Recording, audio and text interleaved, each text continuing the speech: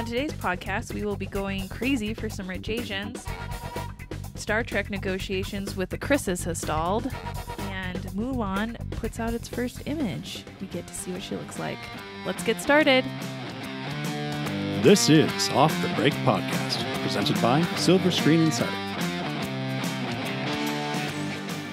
Welcome to Off the Break Podcast. I'm your host, Cody, and with me is Kyle. And only Kyle. Weird. He lives, he survives, and now Eric is missing. We have no idea where he is. Yeah, it's depressing to have him not here. A day without Eric is not a good day at all. He brings a lot of sunshine and brightness to our lives. He really does. Hope he comes back. I think he'll wander and find his way back, maybe on Monday's podcast. Even maybe. Well, here's hoping, though. Yeah. Hopefully nobody kidnapped him. Yeah. Off the Break Podcast doesn't have enough money to ransom Eric back. Yeah. So if someone did kidnap him, he's all yours at this point. Sorry, Yes. Eric. Sorry, Eric. We hope you're listening out there. Well, today, it's going to be a short day. We just have a few things to go over. Mostly, I got to go see Crazy Rich Asians on Wednesday night because it was one of those rare Wednesday openings. Yeah. So I saw it opening night. And then we have a little bit of news and our predictions for the weekend. Should be interesting. Yeah. I'm curious to see what you have to say on all this. Well, Crazy Rich Asians was a great romantic comedy. I haven't had one of those in a really long time. Mm-hmm. I can't even think of the last really good one there was. It's kind of a dying breed. It is at this point. Like comedy, it's just transitioning to streaming services, but it was nice to see a big over the top kind of Hollywood studio romantic comedy with two fun leads, and I really enjoyed it. There was some really funny characters in it, some really weird out there characters, and they just made it really enjoyable. Mm-hmm. Romantic comedies are pretty predictable, so you know they end up together in the end.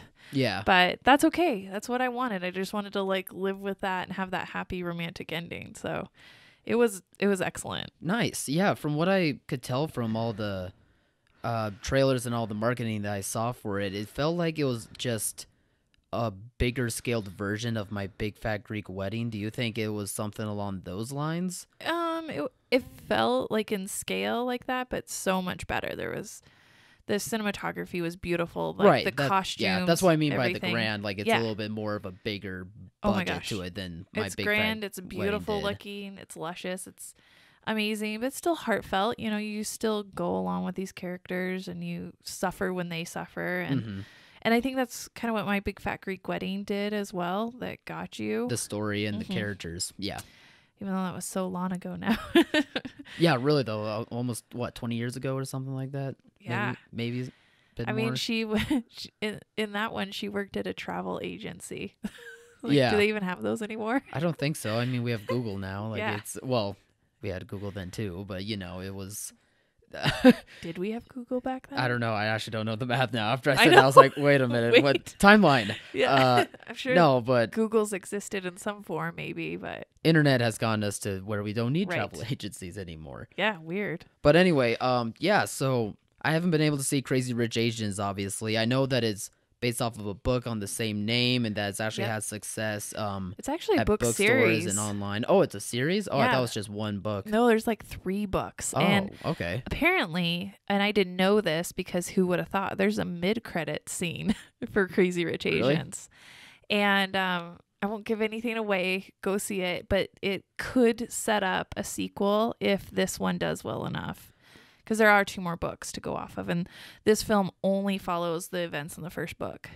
Yeah, and I'm sure that's okay, and I'm sure that's what the fans of the story want anyway. I don't think they want all of those crammed into one movie or anything. Mm-mm. So maybe Warner Bros. Played the smart game on this by just being let's just have the book be its own first thing, and then if it is successful enough, maybe we'll try it. But I don't know. The success of this, I'll have to wait and see. It's gotten good word of mouth by critics, and since it opened a day earlier, I imagine that it'll be fine in its first opening weekend in terms of, the audience that's targeting to. Right. It'll make enough money on its opening. I just don't know how the legs of it will turn out.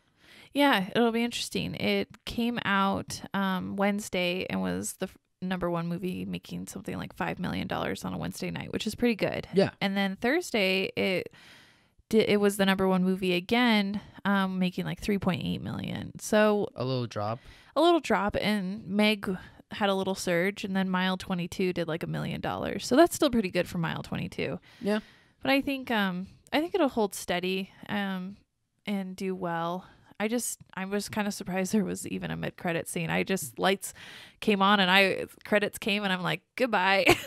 And then all of a sudden, like, something else shows up, and I find out online the next day. I'm like, there was a mid-credit scene, because that's not something I was like, Googling to find out. Yeah.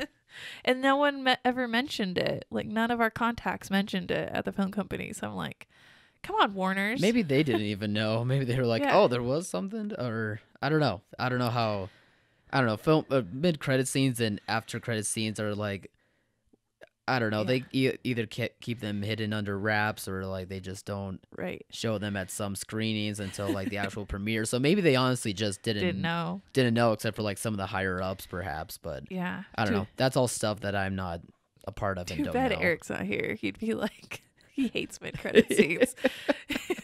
He would rail against that. Yeah, that's especially for that movie. True. Yeah, that it is weird to think about, but I mean, then again, that's not the crutch of the movie. I bet it was just for something fun. I assume a little tidbit at the end. Well, I guess it did feature like an actor that was actually like credited on the film, but he never appeared in it because his scenes got cut. Oh, really? In favor of this after credits scene. Oh, weird. So I guess it's Harry Shum Jr. I'm not familiar. That correct. I'm not familiar with anyway. So we'll have to see if something comes up with that in the end. Yeah, I don't know. So that's good to hear that you enjoyed it, and that I think there'll be an audience for it. Because seeing the first trailer, like, I just wasn't sure. Because like we said, rom-com is kind of a dying thing. It's kind of being brought back on streaming services, right? But hopefully this word of mouth will get its audience to go see it opening night. Yeah. So what? You weren't there? You weren't eager to go see? No, not quite up my alley. Comedy. Well, we didn't get to see Mile 22 or Alpha, so hopefully we'll get to see those over the weekend and have some reactions to them on Monday. But in other news, we got to see the first image of Mulan, Disney's live-action Mulan. Yes. Now, it's only just an image, but I thought if really you could glean a little bit of the tone and the feel of the movie. So she looks great in it. Yeah, I mean, exactly how you picture her. Yeah, there really wasn't much to the picture. It was her and, the traditional robes that they would wear, and with the sword, and she looked like Mulan. I like how I think she was doing the hand pose. Yeah, exactly. It's just like the cartoon. Yeah, I mean, so it's like it was kind of a surprise because it's the first image, and this movie won't be out till like 2020. But at least we got something that shows like they're making headway, and they also announced even more of the casting, and it looks like they're really gonna take this story of Mulan seriously, and like where this story is coming from, and they're gonna keep those traditions and those Asian culture throughout it all. They're gonna keep that all alive, and they're not gonna make sure like it's something completely different. They're gonna make sure like this is the Mulan that we grew up with from the movie, and I'm really looking forward to that. Yeah, I only have a few favorite Disney movies from my childhood. Yeah.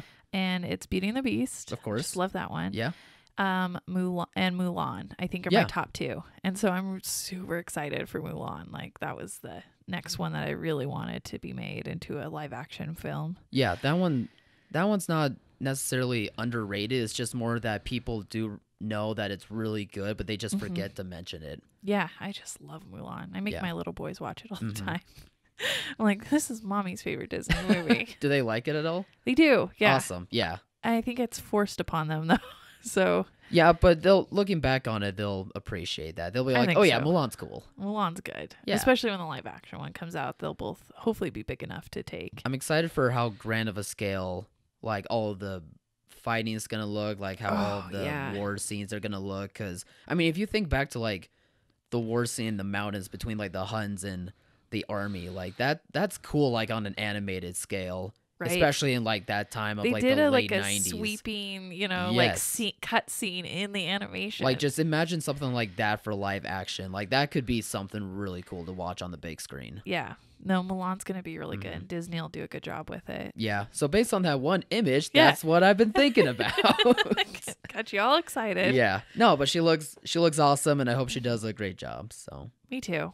I can't wait to see more images from the production of it. Yeah. I'm going to be scouring the internet and be like, where's more Mulan images? It's when does production start? Like 2019, probably? I think so. Yeah. Yeah. Probably like that because they're still casting and just getting this stuff they're together. still casting. Yeah. Okay. Well, they just announced some more casting. Right. I thought that was it. I thought they were like, we're done, but I don't know. Maybe not. I don't know. There's a lot that goes into that stuff, so maybe they still have some more work to do. Then the only other kind of big news that we were interested here in Off the Break podcast that you all get to hear. Yeah, that you all get to hear is that Chris Hemsworth and Chris Pine have stalled their negotiations on the new Star Trek film. And I love me some Star Trek, and I am really disappointed by this. Like, come on, Paramount, pay them. I get what Paramount's going for, like, especially after the third Star Trek movie not being the big hit that they wanted it to be. Yeah, because they made it terrible. It actually wasn't that bad to me. I actually enjoyed that one. Really? I mean, it was definitely different from the first two and like what that tone established, like from the beginning. But I don't know, for a Star Trek movie that I want to see in the middle of the summer, like, it was all right. Like, there wasn't anything bad about it. I liked the girl alien, Layla. Yeah. She. Shoot, it's the girl from The Kingsman and Yeah. Atomic Blonde. I am spacing on her name now, but she is terrific. She was so good in it. I liked that character. Yeah. But I didn't like how they had to blow up the Enterprise one more time. And I felt like it was... Don't they do that in isn't that tradition, though? No, you have to keep the Star Trek tradition alive. No, it needs to stop. It needs to be like... I think with Star Trek, you can make it really fun. Like, one could be more of a spy thriller Star Trek, and one could be the big action one. And yeah, sure. One could be like maybe a romantic drama between Spock and Uhura. I'd like to see that too. Oh, okay. I didn't know where you were going with. I thought it was going to turn to like some weird fan fiction thing or something. And I was like, where are you going with this, Cody? No, I'm just saying that like you could put different genres on Star Trek and make them fun, unique movies instead of just every time they run across a new alien species and they blow up the Enterprise. Like, I think that's why the third one suffered. It was just on that level. It was a movie we had seen 100 times before, and it was boring. Okay, that's fair enough. As for the Chris's, like I don't know, like those two are such, at this point in their careers, like they're such A-list top tier actors. Like, they know their worth and they want to be paid what they think they're worth. While on the Paramount side, like, especially like I just said earlier, like the third Star Trek did not do as well as what they wanted to. So probably with the pay cuts and the rebudgeting of this fourth one, like, they're wanting the Chris's to take pay cuts themselves. They said and that they say no because they know like what they deserve. Right. And if they need to walk away, then I get it's it. unfortunate, but so be it. I get it that, you know, they're like, hey, you're used to being in these Marvel properties that are these billion-dollar properties, and you have paychecks that like represent those billion-dollar properties. Yeah. Obviously, this is only hundreds of millions of dollar property, and so you're going to have to take a pay cut. I get that.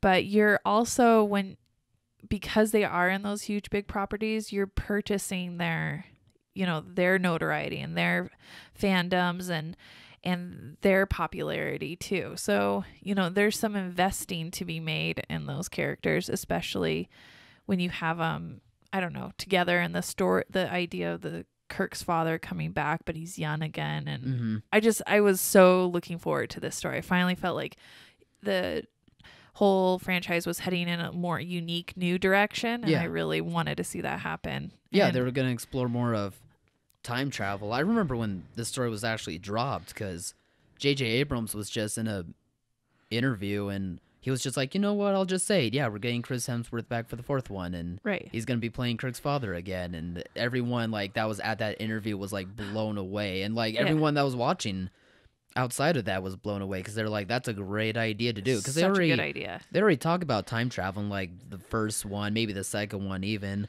And people love Chris Hemsworth right now, and if you want to find a way to reinvigorate the franchise, then that could be a good way to do it. But again, like they know their worth. I mean, Hemsworth has been able to make all these franchises possible. Pine is such a talented actor. He's probably one of the best actors like working today, one of the best young guys working today. That he doesn't really need Star Trek anymore. Like he can find work. Like he's able to find work, whether it's blockbusters or not. I know he's not starving, but come on. I need him in Star Trek. Okay? Oh yeah, this isn't about his needs. These are about us as the audience's needs. Yeah, definitely. Mine specifically.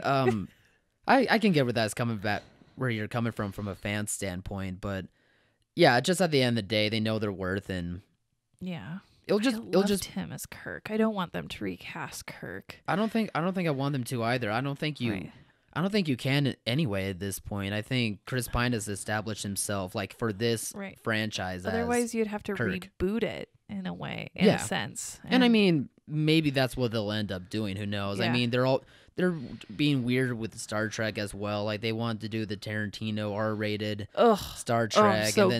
I'm so glad that's not happening. That was it may still happen. No. I mean, odds are it won't happen. I don't really believe it, but I mean, Tarantino has talked to JJ and he's given ideas. But JJ laughed in his face and was like, "No, I don't know. Like if I think." I think you and Eric were kind of high on that, and I'm like, no. I think Eric was more than I was because I'm not a big Star Trek fan to begin with, but blasphemy. Star Wars. I don't think it doesn't have to be separate and equal. You can be fans of both. No, absolutely you can, but that's just how I grew up with. I just didn't grow up around Spock Enterprise Star over Trek. There? Yes, I have. See the image of it? I love it all. Yeah, I can tell your love of Star Trek, Cody. I understand. And now I lost. Oh yes, R-rated Star Trek. Like I don't think it's a sure thing to happen, but I think JJ and Tarantino are more on board with it than... I don't mind R-rated Star Trek. In fact, that could be really, really good. I just don't like Tarantino's version of R-rated. I don't like his style. I think Tarantino knows like how to handle his style in certain ways. I don't want N-words or horrible like MF. I think you're... I don't like it. I think he knows better to not like go into that realm of R-rated. Has he ever made a film that he didn't do that? All of his films are written by himself, pretty much. Like they're all his properties. I don't know if he's incapable of doing it. He has not proved otherwise. He also hasn't worked with like a franchise or like with a second hand. He can go experiment with somebody else's franchises.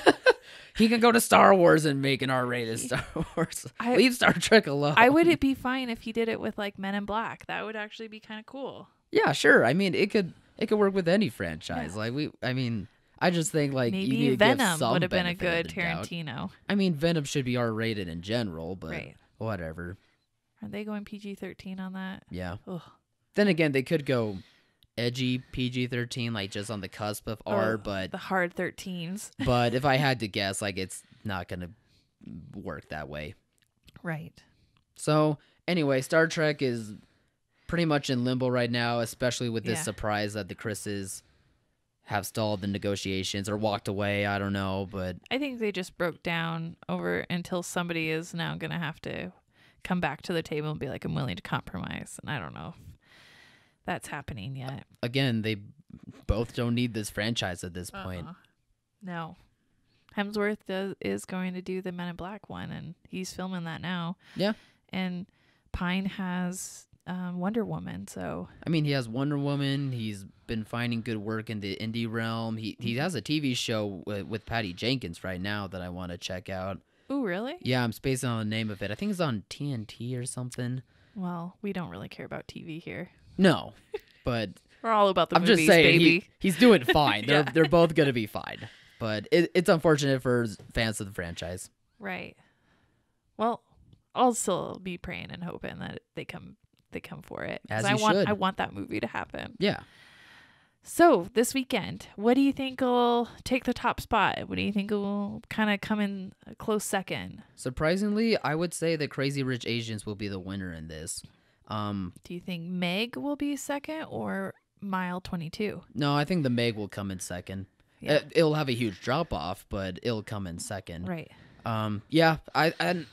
If you asked me like a week ago, I probably would say the Meg would still be the number one spot, but just with the good word of mouth of Crazy Rich Asians so far, especially with it opening a day earlier, will help. And what else was I gonna say? I was gonna say something. Oh, the fans of the book. Once I found out like it is based on a popular book series, I do think that people will be curious to see how this transitions onto a bigger screen, onto a live action format. I know, I'm kind of going back and forth if I think that Meg will drop so much that it might be like that close to, what Mile 22 will open to. Like, I'm kind of hesitating back and forth on second and third. I think it's safe to say that Alpha will come in an easy 4. Low teens. I don't think it'll crack the top 5. Oh, yeah, Kyle. Because I think Meg will take second, and Mile 22 will be about the same kind of opening as like most of the other action movies that we've seen so far. So it'll probably be around 3. You think Mission will hold up then? Yeah, I think Mission will hold up, and I actually do think BlacKkKlansman will have a chance at like just barely cracking the top 5 too. You think BlacKkKlansman will crack the top 5? Yeah.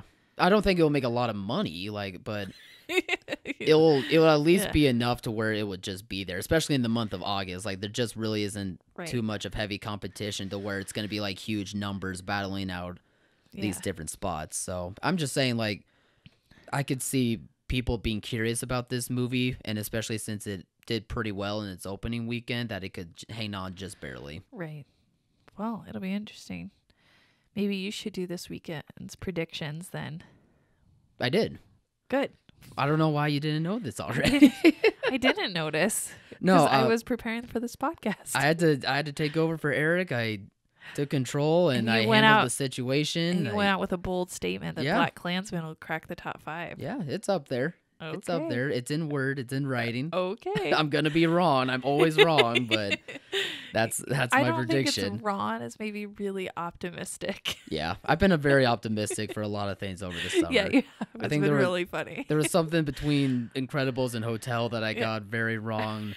There was optimism for Hotel Artemis, which I still haven't seen and I want to still. Right. There might have been something else too, but what did you have that you thought was gonna make like 200 or something? It made 150 or early in the summer. Maybe it was Avengers. Oh yeah. I said I did say I was guessing that Avengers could have the possibility of cracking 200 or something like that, something close to there. I don't remember what the number was, but I just remember it was so much. We are all like, "Are you sure you want to rethink that?" Yeah, you guys were like, Kyle. Yeah.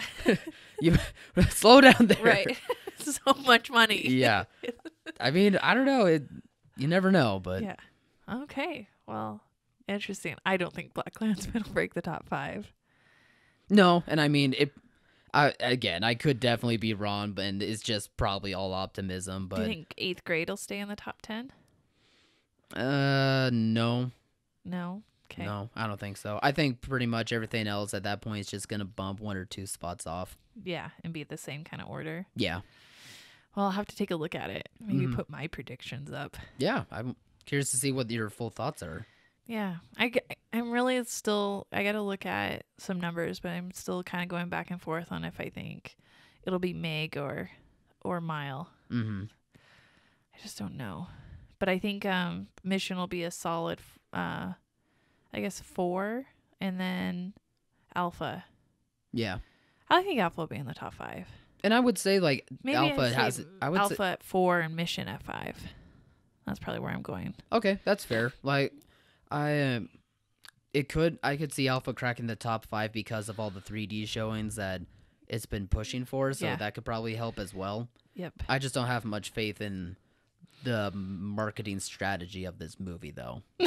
No, not with that trailer where they have this epic narrator, a boy and his dog. It all begins here. And it's taken Sony forever to release this thing. Like, it's had different release dates on it, and they finally threw it out in August. So they got to get it out there. Yeah, they have to do something with it. So yeah, all that just made me nervous, and I just didn't really feel like it had a good chance. Yeah. Well, I hope everybody has a great weekend. We'll be back on Monday. Hopefully we'll have seen a couple of these films over the weekend. Hopefully. And Eric should be back if he didn't get lost or kidnapped. So here's hoping. Again, kidnappers, we don't have the money for his ransom, so please just let him go. Again, sorry, Eric. Yeah. All right. Take care, everyone. See ya.